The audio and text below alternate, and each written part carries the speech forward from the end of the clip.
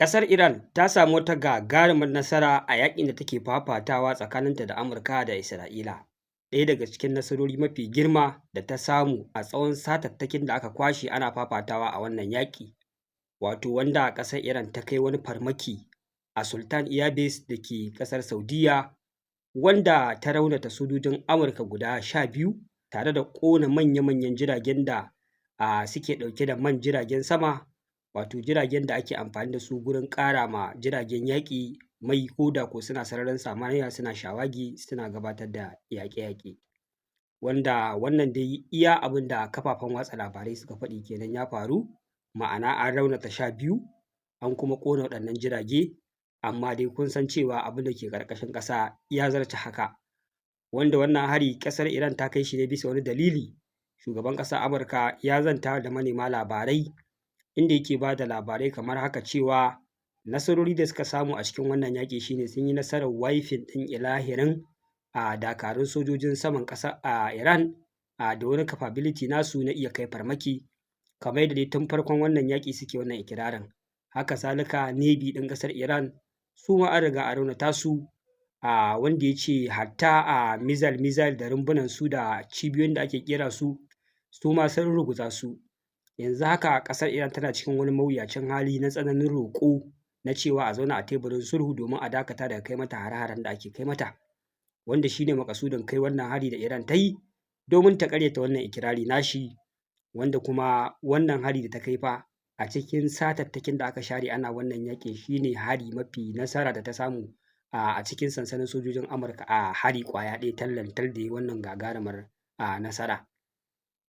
Wanda hakan ya ƙaryata ilahirin ikirarin da shi shugaban ƙasar Amurka Donald Trump yake yi, wanda dama a kodayaushe ƙasar Iran ɗin idan ya fito irin waɗannan bayanai tana ƙaryatawa kuma ta ci gaba daga inda ta tsaya na ci gaba da kai hare-harenta da tirjiya a kan abubuwan da ta sa a gabanta. Haka zalika hallau dai a cikin wannan yaƙi biyo bayan ikirarin da ƙasar Isra'ila ta yi, wanda ta fara bayyana cewa sojojinta fa sun fara gajiyawa, musamman yadda suka kasu gida-gida suna yaƙar yaƙe-yaƙe a Gabas ta Tsakiya, wasu na yi a Gaza, wasu na yi a Lebanon, wasu kuma suna yi a Iran, wanda hakan ya fara janyo ƙarancin sojojin da kuma gajiyawarsu, kamar ashe tonon asiri suka ma kansu, sun ƙara fallasa kansu da kuma rauninsa suka bayyana ma ƙasar Iran, wanda cikin ƙanƙanin lokaci ita kuma ta yi amfani da wannan rauni nasu. Wato dama fa duk yaƙin nan da ake fafatawa kamar yadda Iran ta ce zai zama regional war ne, ga shi ko ya zama, tana ta kai hare-hare ƙasashen Gabas ta Tsakiya, su ma wasu daga cikin mayaƙansu da suke taimakon su kamar mayaƙan Hezbollah da ke Lebanon dama already sun riga sun shiga wannan yaƙi, kuma ana nan ana fafatawa da su ta sama da ta ƙasa, wanda bayan ƙasar mutanen ta bayyana rauninta na cewa yaƙe-yaƙe sun fara yi mata yawa, to ita kuma kawai ƙasar Iran sai ta yi sauri ta yi activating ɗin ɗayan ƙungiyar tata da take pro-Xi war da ita da suke Yemen, wato 'yan tawayen Houthi, wanda su ma a karo na farko sun fi shiga wannan yaƙi kai tsaye. Yanzu haka sun fara kai hare-hare ƙasar mutanen, wanda wannan wani ƙarin nauyi ne suka ƙara masu waɗannan ƙasashe guda biyu da suke yaƙi da ƙasar Iran. Yanzu fa yaƙi ya ƙara faɗaɗa ya kai wani mataki, sun ƙara shiga ruɗani a daidai lokacin da suke ganin kamar sun ci ƙarfin wasu daga cikin dakarun Hezbollah, duk da dai a zahiri abin da yake faruwa a yaƙi a fili ba fa nasara suke ba. A kullum ana bayyana yadda suke ta rasa tankokin yaƙi a cikin wannan yaƙi da ake fafatawa. Kawai dai su inda suke nasara a Lebanon shi ne yadda suke harba makamai ta sama, saboda sun san cewa Lebanon ba ta da air defense system, suke farmakar ta. Da su kuma dama fa mayaƙan Houthis wanda rebels ne, hatsarinsa ya ma wuce na Hezbollah, domin dama tun kafin a fara wannan yaƙi tsakanin ƙasar Iran da su, tsakanin Isra'ila da Iran, su sun sha ma fafatawa da ƙasar Amurka, ko idan jirgin Amurka ya zo wucewa ta sama su harbo shi, ko jirgin ruwa ko wani abu makamancin haka. Haka zalika ita kanta ƙasar Amurka ta sha kai musu hari, amma dai ba ta yarda yaƙin ya tsaho. Amma a wannan karo fa lallai sun gamu da gamonsu, waɗannan mayaƙa na Houthis su ma fa sun shiga wannan yaƙi, yanzu yaƙi ya ƙara girma ya ƙara faɗaɗa kenan, wanda yanzu ne ma dai za su ci gaba da girban abin da suka shuka. Wani abu mara daɗi da yake ta ƙara bayyana game da alaƙar Saudiyya da ƙasar Iran, ko alaƙar Saudiyya da ƙasar Amurka, wanda dai a zahirin gaskiya alƙaluma suna nuna cewa fa kamar ƙasar Saudiyya ta karkata sosai wurin taimakon ƙasar Amurka da ƙasar Isra'ila, magana ta gaskiya kenan, wanda wannan abu bai ma al'umman musulmi daɗi ba. Wannan jawabi ne ya fito daga bakin shugaban ƙasar Amurka Donald Trump, duk wanda yake so zai iya bibiyan kafafen sada zumunta ya sacin zai gani zai ji saurara daga kunnuwansa, yanda shugaban ƙasar Amurka Donald Trump yake yabon ƙasar Saudiyya da irin taimako da gudunmawar da ta basu a wannan yaƙi da ake fafatawa, wanda ya yi hannunka mai sanda, har ma ya mai da martani ga ƙungiyar NATO,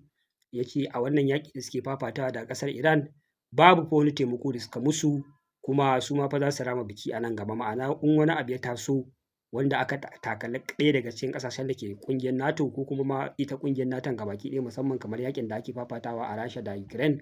wanda kusan 'yan gaba-gaban da suka hana yaƙin ya ƙare kamar ƙungiyar NATO ne,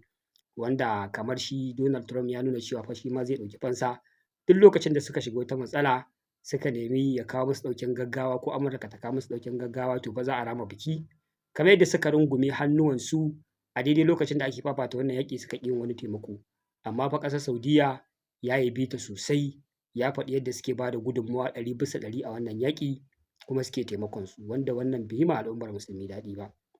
Kusan a ce kowa ya sani mutanen nan dai su suka hana al'ummar mu zaman lafiya a faɗin duniya, su suka hana su haɗin kai, amma a ce ƙasa kamar Saudiyya ta fi karkata a gare su, kuma tana taimakon su gurin yaƙar ƙasar Iran, wanda wannan abu ya ƙara fitowa fili, kuma yana ɗaya daga cikin abubuwan da suka ƙara fusata ƙasar Iran ɗin ta ci gaba da zafafa kai hare-hare, musamman ma akan sansanin sojojin ƙasar Amurka da suke cikin wannan ƙasa. Haka zalika game da batun Strait of Hormuz da yunƙurin sojojin Amurka na turo dakaru domin su buɗe wannan hanya ya ƙara samun tasgaro, kamar yadda a jiya dai mun wallafa muku labarai da muka ce muku fa daga awa 48 aka zo aka maida kwana 5, daga kwana 5 aka zo aka maida kwana 10. Yanzu fa a bincike da ita ƙasar Amurka take yi da duba yiwuwar ƙwatar wannan tsibiri na Strait of Hormuz domin ta ci gaba da buɗe jirage hanyoyi suna wucewa, sakamakon duka laifin tsadan mai da halin da al'ummar duniya suka shiga ciki ana ɗora shi ne akan Amurka da Isra'ila, saboda su suka fara wannan yaƙi. Shi yasa ƙasar Amurka take yin duk mai yiwuwa domin ta ga ta buɗe wannan hanya. A da mun ce muku harin Iceland guda biyu suke yi, wanda suke ganin cewa idan suka kama su kamar sun yi wata gagarumar nasara akan Iran da wannan sojoji da suke ƙoƙarin turawa gabas ta tsakiya, wanda Kirk Iceland wanda yake da ɗanyen man fetur, da kuma Qasim Iceland wanda shine kamar ake magana da yake kusa da Strait of Hormuz sosai, wanda shi ma kamar kama shi kamar an kama Strait of Hormuz ne. To ashe fa lamarin ba haka yake ba. Ƙasar Amurka ta ƙara yin wani bincike mai zurfi da ta gano cewa ko da ma a ce ba ma za su iya ba, amma a ce ma ya faru, sun yi nasarar ƙwace Qasim Iceland wanda yake kusa da Strait of Hormuz ɗin. Ashe akwai wasu sauran Iceland kusan guda 7 da still suke kusa da Strait of Hormuz. Misali, ko da an ƙwace shi wannan tsibiri na Strait of Hormuz, akwai wasu irinsa kusan guda 7 da ƙasar Iran idan tana da access da su za ta iya hana jirage wucewa. Wannan shine babban tashin hankali. Wato lamari dai ya zama wani abu wanda za a ce ba ma mission impossible kenan. Wannan shine asalin abin da ake kira mission impossible game da buɗe Strait of Hormuz, wanda duk wanda yake so ya duba wannan analysis ɗin da aka yi a game da sauran waɗannan Iceland ɗin da aka gano, waɗanda dukkan yadda za a yi operation akan tsibirin Strait of Hormuz, haka su ma Iran take da access da su, kuma za ta iya operation a kansu ta hana kowane irin jirgi wucewa, wanda bayan gano waɗannan tsibirai ne kuma a yanzu mission yake nema ya zama mission impossible game da buɗe Strait of Hormuz, wanda yanzu ina ganin kamar ƙasar Amurka ta ce za ta tattara hankalinta wurin ci gaba da lugudan wuta a cikin birnin Iran domin ta tirsasa su da kansu su zo kan teburin sulhu su buɗe wannan hanya da kansu. Amma in dai magana ce wai ta da kanta ta buɗe wannan hanya, abu ne da kamar wuya ba ma zai yiwu ba. Bayan gano waɗannan tsibirai guda 7 waɗanda ba zai yiwu a buɗe su ba, zan saka muku hoto mai map wanda za ku ga hotunan waɗannan tsibirai.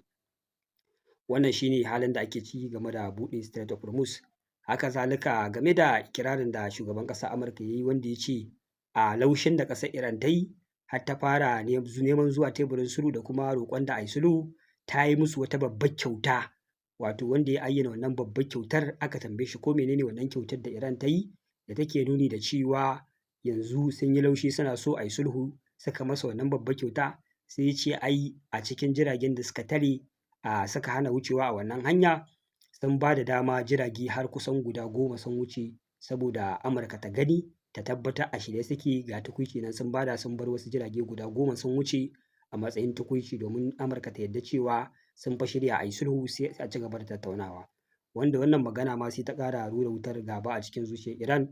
ta yi shooting down ɗin duk wani jirgi da yake ma da alaƙa ma da ƙasar Amurka ko Isra'ila, wanda misali a ce in dai kana ɗaya daga cikin allies ɗinsu wanda kuke da ɗan wani haɗin gwiwa sosai na harkar makamai ko kasuwanci, to yanzu Iran ma ta ce yanzu dokar ta fara aiki kacokan yanzu ire-iren ku ma ba maganar ma a ce ma ku ƙetare wannan tsibiri, ko an yi shooting down kawai yanzu ba batun sulhu. A da ana ɗan yin sulhu ire-iren waɗannan ƙasashe ko da suna da alaƙa da Amurka ko waccan ƙasa